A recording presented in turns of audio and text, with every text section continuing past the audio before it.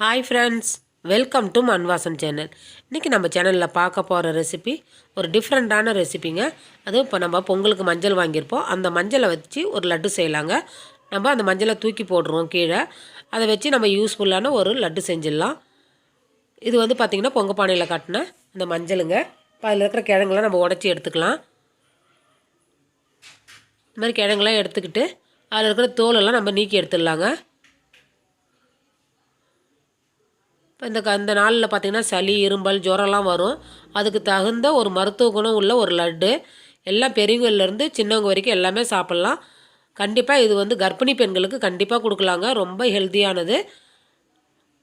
இப்போ அது மேலே இருக்கிற தோல்லாம் எடுத்துடலாங்க. இது மாதிரி ஒரு கத்தி வச்சுக்கின்னு அதில் இருக்கிற மேல் தோல்லாம் எடுத்துடலாம்.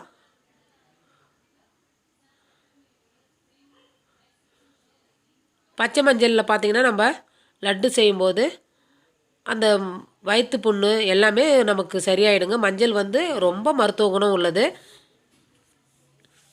இப்போ இது மாதிரி தோல் எடுத்தாச்சுங்க. எல்லாத்தையும் தோல் எடுத்தாச்சு. இதை கழுவி எடுத்துன்னு வந்துடலாம். இப்போ பார்த்திங்கன்னா காய் சீவிரத்தை வச்சுட்டு நம்ம பொடியாக சீவி எடுத்துக்கலாங்க.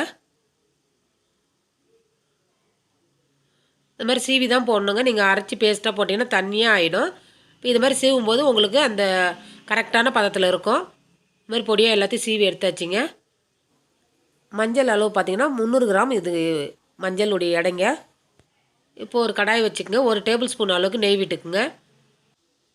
இப்போ துருவி வச்சுருக்கிற மஞ்சளை அந்த நெய் கூட சேர்த்து நல்லா வதக்கி எடுத்துக்கணுங்க. எந்த அளவுக்கு வதக்கணுன்னா அதனுடைய பச்சை வாசனை போகிற அளவுக்கு நல்லா வதக்கி எடுத்துக்கணும். இப்போ மஞ்சள் பார்த்திங்கன்னா நம்ம பொங்க பானையில் காட்டினது தான். சிலர் வந்து பார்த்திங்கன்னா திரும்பவும் முளைய வச்சு அடுத்த பொங்கலுக்கு யூஸ் பண்ணிக்குவாங்க. இப்போ இது மாதிரி நீங்கள் நிறைய மஞ்சள் இருக்கிற கொத்தாக வாங்கின்னு வந்துட்டிங்கன்னா அந்த மஞ்சளை வேஸ்ட் பண்ணாத இது மாதிரி ஒரு லட்டு செஞ்சு குழந்தைங்களுக்கு கொடுங்க. ஒரு நாளைக்கு ஒரு லட்டு சாப்பிட்டாங்கன்னா ஒரு வாரத்துக்குள்ளார அவங்களுக்கு சளி, இருமல் எல்லாமே போயிடும். இந்த அளவுக்கு வதங்கினா போதுங்க. இது அப்படியே இருக்கட்டும். இது ஆறணும். இது அப்படியே இருக்கட்டும்ங்க.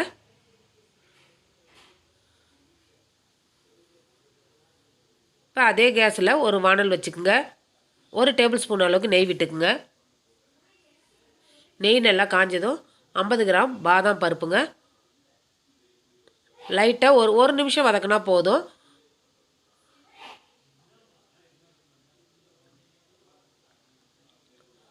அவ்வளோதாங்க. இப்போ எடுத்துடலாம்.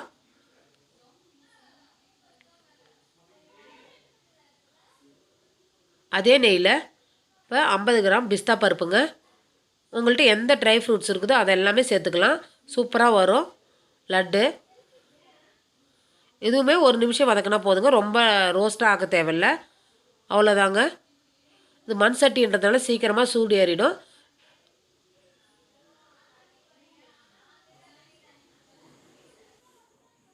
இப்போ அதே சட்டியில் ஒரு 50 கிராம் முந்திரி பருப்புங்க. அதையும் சேர்த்து லைட்டாக வறுத்துக்கலாங்க. அதனுடைய நிறம் மாறினா போதும்.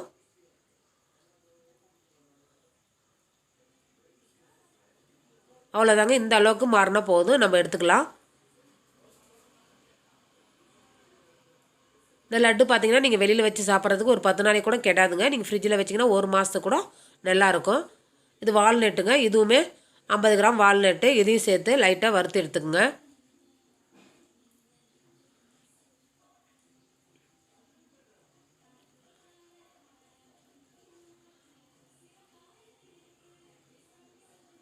அவ்வளோதாங்க. இந்த அளவுக்கு நிறம் மாறினது நம்ம எடுத்துக்கலாம். எல்லாமே ஒரே தட்டில் தான் நான் சேர்க்குறேன். இப்போ இது பார்த்திங்கன்னா மக்கானா தாமரை விதைன்னு சொல்லுவாங்க இல்லைங்களா, அதனுடைய இது. இப்போ இது இல்லாத பட்சத்தில் நீங்கள் ஒரு 50 கிராம் கோதுமை மாவு இருந்ததுன்னா அதையும் லைட்டாக வதக்கிட்டு அதுக்கப்புறம் சேர்த்துக்குங்க. தாமரை விதை வந்து ரொம்ப உடம்புக்கு ரொம்ப ஹெல்த்தியானதுங்க. இப்போ மார்க்கெட்டில் ரொம்ப ஈஸியாகவே கிடைக்குது. அது பேர் பார்த்திங்கன்னா மக்கானான்னு சொல்லுவாங்க. அதை நீங்கள் பேர் கேட்டு சொன்னாலே தருவாங்க. தாமரை விதைன்னு சொன்னாலுமே கடையில் தருவாங்க. லைட்டாக வதக்கினா போதுங்க.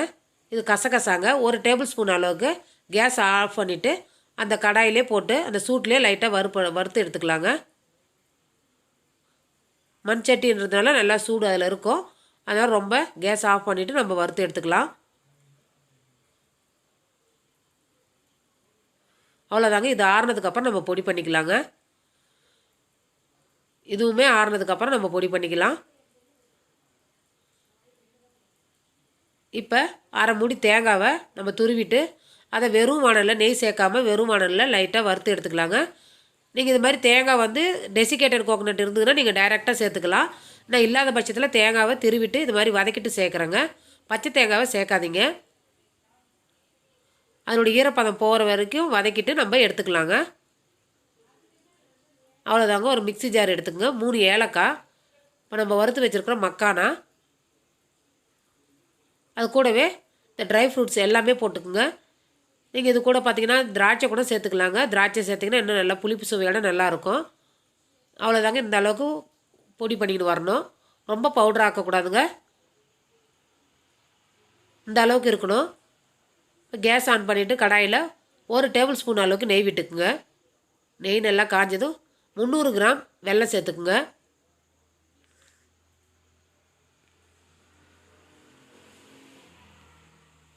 இப்போ மஞ்சள் எவ்வளோ சேர்க்குறோமோ அந்த அளவுக்கு நம்ம வெல்லம் சேர்க்கணுங்க. உங்களுக்கு கூடுதலாக இனிப்பு சுவை தேவைன்னா கூடுதலாக ஒரு 50 கிராம் சேர்த்துக்குங்க. இப்போ எனக்கு இதுவே போதுமானது. ஏன்னா நான் கல்கண்டு சேர்க்க போகிறேன். அதனால் நான் இப்போ தேவையான அளவு நான் சேர்த்துக்கிறேங்க. வெல்லம் வந்து பார்த்திங்கன்னா பாகு பதம் எதுவுமே தேவையில்லைங்க. லைட்டாக அந்த நெய் கூட சேர்ந்து லைட்டாக வெந்தால் போதும். உங்களுக்கே தெரியும் வெல்லம் வந்து நல்லா வெந்தது தெரியும். லைட்டாக ஒரு நுரைச்சிக்கின்னு வருங்க கரைஞ்சி. அதுதான் அளவு. எதுவுமே கம்பி பதம் எந்த பதமும் தேவை கிடையாது. அவ்வளோதாங்க. இந்த அளவுக்கு இருந்தால் போதும். இப்போ நல்லா கரைஞ்சி உங்களுக்கு அந்த நெய் கூட நல்லா பொங்கி வருது பாருங்கள். இதுதான் அளவு உங்களுக்கு. இப்போ கேஸ் ஆஃப் பண்ணிவிடுங்க. கேஸ் ஆஃப் பண்ணிவிட்டு தான் நான் செய்கிறேன். அது மண் சட்டின்றதுனால உங்களுக்கு அந்த சூட்டில் உங்களுக்கு நுரைச்ச மாதிரி தெரியுது. இப்போ நம்ம வதக்கி வச்சுருக்க மஞ்சளை சேர்த்துக்கலாங்க. அது கூடவே பார்த்திங்கன்னா நம்ம பவுட்ரு பண்ணி வச்சுருக்க எல்லா ட்ரை ஃப்ரூட்ஸும் அதில் போட்டுக்கலாங்க.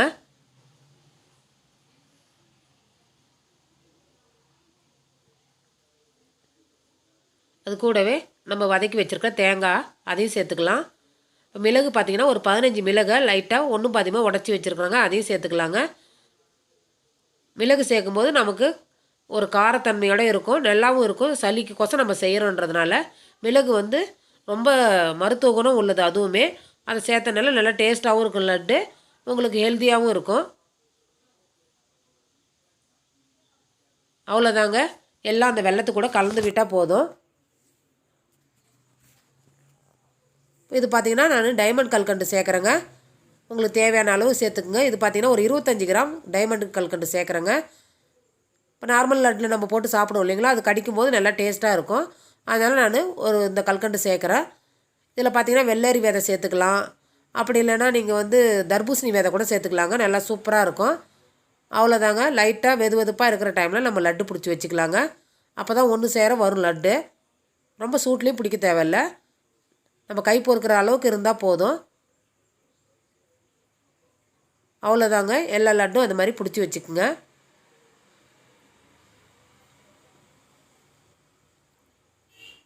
உங்களுக்கு அந்த மஞ்சள் வாசனையே அடிக்காதுங்க. அவ்வளோ டேஸ்ட்டாக இருக்கும்.